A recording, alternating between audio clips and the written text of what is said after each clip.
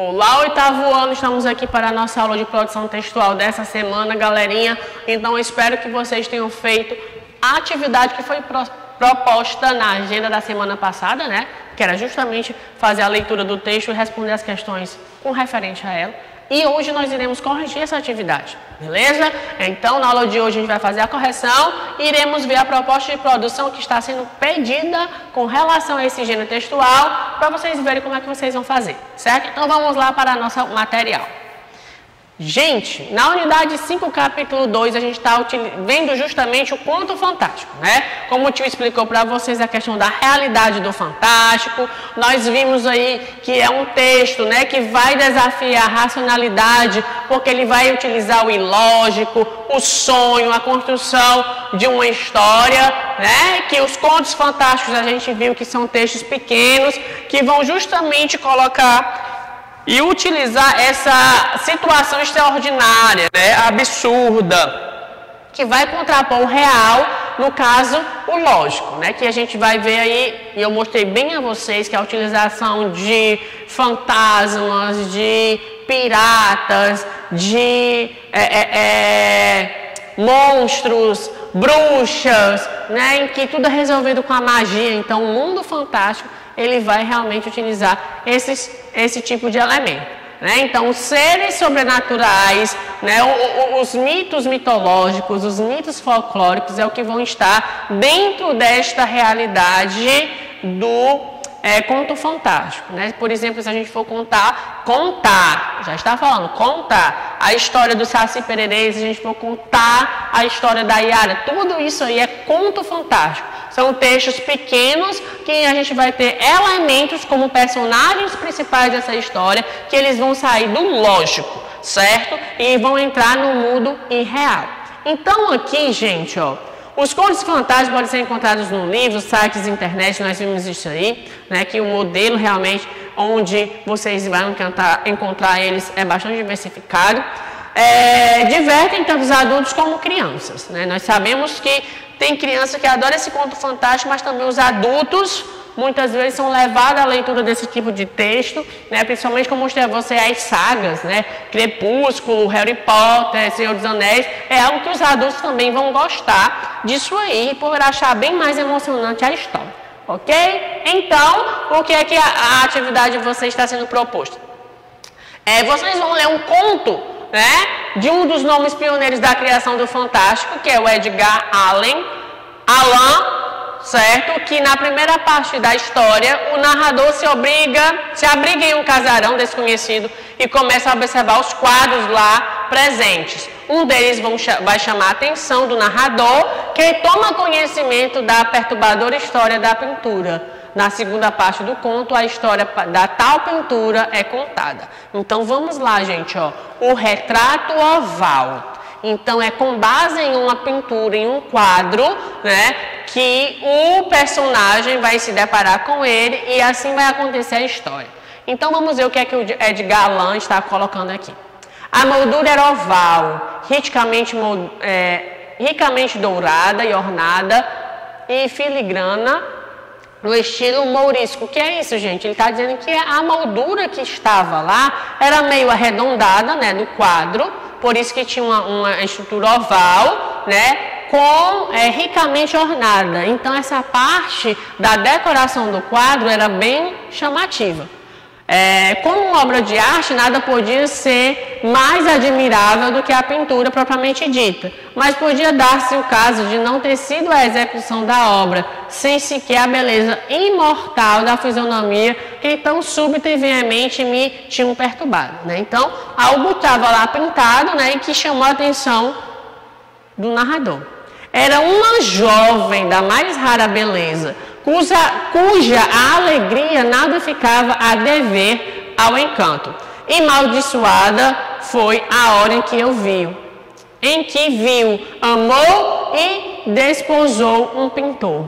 Eita, olha aí, gente, a gente já tem um mistério. E amaldiçoada foi a hora em que viu, amou e desposou um pintor. Ele, apaixonado, estudioso, austero e tendo na sua arte uma esposa. Ela, uma donzela da mais rara beleza, cuja alegria nada ficava a dever ao encanto, toda luminosidade e sorrisos, divertida como uma gazela jovem, amando e estimando tudo, e odiando apenas a arte, sua rival, temendo tão só a paleta, os pincéis e outros aziagos instrumentos que a privavam no rosto do seu amado. Eita, olha o mistério da história. Foi, pois, terrível para esta dama ouvir o pintor expressar o desejo de pintar também a sua jovem esposa. Porém, como era humilde e obediente, sentou-lhe durante muitas semanas no sombrio quarto, onde luzes apenas se filtravam sobre a tela branca e o teto. Então, a gente está vendo aqui que ele vai pintar, né, a sua esposa, tá ok? Então, ele vai ter dois pontos aqui, né? A arte e a pintura, ok? Então, vocês vão encontrar e ainda dentro do texto, né? Dentro desse parágrafo que é bem grande, o que foi que ele pintou, né? Mas ele o pintou, ufanava-se do seu trabalho e ia progredindo na hora após hora, dia após dia. Como era um temperamento apaixonado e tão instável que se perdia nos desvaneios. Vamos seguir um pouquinho mais à frente, né? Contudo, mantinha-se sobre um sorridente, sem se lamentar, pois via que o pintor, que gozava de grande fama, encontrava um févido e vibrante prazer na sua obra e trabalhava dia e noite para retratar aquela que tão amava, mas que dia para dia se mostrava mais débil, né?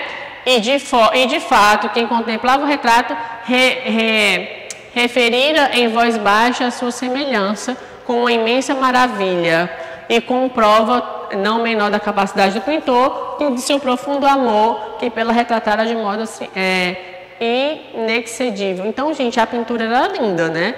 Porque ele estava pintando a amada dele, ok? Então, no finalzinho a gente vai encontrar algo, né? Que é a parte bem emocionante do conto. Passadas muitas semanas, quando pouco já estava a fazer, exceto uma pincelada nos lábios e um toque na cor dos olhos, o espírito da dama tremulava ainda como a chama no bico de um candeeiro. Nessa altura, a pincelada foi dada no toque de cor aplicado e por um momento o pintor caiu em transe diante da obra que produzira. Mas no instante imediato, enquanto continuava a observá-la, ficou trêmulo, empalideceu fortemente e, aterrado, exclamou em voz alta: "Isso é realmente a prova viva? A própria vida?" A seguir voltou-se subitamente para contemplar sua amada. Estava morta. Então, gente, a pessoa que ele pintou, a sua amada, por isso que o quadro ficou tão perfeito, ela já estava morta. Então, aqui a gente tem um lado sombrio. Ele pintou de uma forma tão real, né, que ele praticamente estava olhando na imagem a própria amada. Por isso que a gente não sabe se essa mulher realmente está viva, né? Ou morta no texto, porque ele pinta com tanto amor, com tanta delicadeza, que parece que a imagem, que esse quadro está vivo. Só que no final a gente descobre que essa pessoa estava morta, né? Então, aí é onde está o fantástico, certo? Porque a gente pensava que a pessoa estava viva e, no caso, ela está morta. Então, vamos às perguntas. Primeiro, como foi descrita a jovem pintada na tela? Era uma jovem da mais rara beleza, cuja alegria nada ficava a dever ao encanto. Isso aí ele diz lá no início do texto, né? Que quem estava pintado lá no quadro era uma moça muito bonita. Segunda questão, como foi descrito o pintor? Era um pintor apaixonado, estudioso e austero. Tinha na arte, né? Na arte aqui, a arte com a letra maiúscula, gente, significa a totalidade disso aí, certo? Uma esposa. Então, ele tinha a arte como algo grandioso, né? Porque ele é apaixonado por aquilo que ele fazia. Terceiro, porque a jovem que desposara o pintor odiava a arte, né? Que a gente tem uma confusão lá no início do texto. A gente não sabe se essa pessoa está viva ou está morta, né? Porque lá no início parece que ele tá olhando e falando com a pessoa. Porque a arte era uma rival, uma vez que era a paixão de seu marido. Então, gente, aqui a gente tem uma mistura. O marido, o pintor, no caso, né, que no caso é o marido aí, ele tem dois amores. O seu amor carnal, que é a sua esposa, e o seu amor, a sua profissão, que no caso é a arte. Então, por quê? Né? Porque a jovem era desposar o pintor e odiava a arte. Porque para ela a arte era sua rival. Porque o marido era apaixonado pela arte, pela sua profissão. Ele pintava com muita perfeição. Né? Então a mulher ficava com um certo ciúmes ou considerava como rival a arte. Vocês devem perceber que nesse momento do texto, gente, a arte parece que ele deixa de ser só uma pintura e passa a ter uma personificação no texto, né? Parece que é um homem dividido por duas mulheres. Mas não, uma é a sua amada, o outro é a sua pintura, a sua arte. Prestem atenção a isso. Quarta questão. O que aconteceu à esposa do pintor enquanto o quadro por ele pintado ganhava vida? Enquanto o quadro ganhava vida, a esposa do pintor morria. Né? Então ele foi pintar, fazer um quadro referente à sua esposa, né? Só que no final a gente descobre que a esposa acabou morrendo. Né? Então a gente tem uma mistura da vida com a arte, certo? Quinta questão. Que evento fantástico fica subentendido no desfecho do conto? O desfecho deixa subentendido que o quadro sugou a vida da mulher do pintor, certo? Que é justamente isso que a gente vai encontrar aqui no título, ó. O retrato oval, né? Então fica parecendo que aquela pintura que ele diz aqui no primeiro parágrafo, que é a mais bela de todas as artes, justamente fica subentendido, né, pela leitura do texto, que parece que o quadro sugou a mulher. Né? Tanto porque que a gente descobre que no final ela está morta. Beleza? Então o elemento fantástico está aí. Por isso que quando você, ele diz, né, realmente no texto, que quando você olha o quadro, você fica impressionado com a beleza do quadro. Porque a pintura realmente é perfeita. Parece que a mulher está viva. Né? Então a gente vai ter o fantástico nessa parte. Ok? Bem tenebroso, né, galera? Então vamos aqui. Seguindo o gênero textual que nós estamos estudando, vamos ver o que é proposto aqui para a gente de produção. Após conhecer um trecho do conto do Edgar Allan e conhecer um pouco sobre o conto fantástico, que já foi explicado por vocês, ou por mim a vocês, né? Você deverá escrever seu próprio conto. Para isso, leia outros contos e verifique como um elemento fantástico é construído nas obras. Gente, fica aqui para vocês a produção de um conto fantástico. Então, qual a temática? A temática é livre, certo? Vocês vão escrever o que vocês quiserem, mas tem que utilizar elementos da fantasia e da magia. Depois de escrever essa própria história, apresentar as suas partes que compõem, né? Situação inicial, vocês vão descrever a situação, quem, onde, como, porquê. Complicação, clímax e o desfecho, né? Porque a gente viu que o conto, ele é um texto pequeno, então tem começo, meio e fim. Acontece algo grandioso que é o clímax. E no final tem o desfecho da história. Eu conheço muito bem vocês do 8º ano, tem gente que adora escrever um texto, principalmente contar histórias.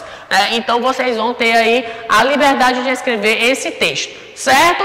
Lembre-se que nessas histórias o elemento fantástico é quem garante o estranhamento de toda a situação, né? Vocês não podem escrever esse texto sem colocar a parte do fantástico, certo? Então, esta é a proposta que está sendo colocada para vocês. Então, vocês vão escrever um conto fantástico, ok? Aí, gente, então, vamos lá. Essa proposta de produção que o tio acabou de explicar, vocês vão fazer no caderno. Caneta azul ou preta, no mínimo aquelas 20 linhas, certo? Então, como é um conto, vocês devem ter preocupação com a quantidade de linhas, certo? Eu quero um texto autoral. Vocês vão pensar aí sobre o conto, contar essa história e colocar no texto. Certo? Por mais que vocês podem pesquisar outros textos para ver como é que acontece o movimento do fantástico, né? Mas eu não quero textos copiados da internet, eu quero texto autoral, certo? Que esse aqui poderia ser uma temática de uma prova de vocês, beleza? Então, faz um cabeçalho com o nome da disciplina, o nome de vocês, o professor, número e série, coloca o título e escreve lá o teu texto. Caneta azul ou preta, lembrando. Gente, no final, essa atividade ela vai contar com uma atividade para o terceiro bimestre. Então, vocês vão tirar a foto do caderno, certo? Como a gente já fez nas outras atividades, e vão enviar para o e-mail da turma, ok? Todas as indicações eu vou colocar lá na agenda de vocês, como o e-mail da turma também, para que vocês mandem essa atividade. Lembrando, essa atividade vai valer nota, ok, galerinha? Boa produção e até a próxima!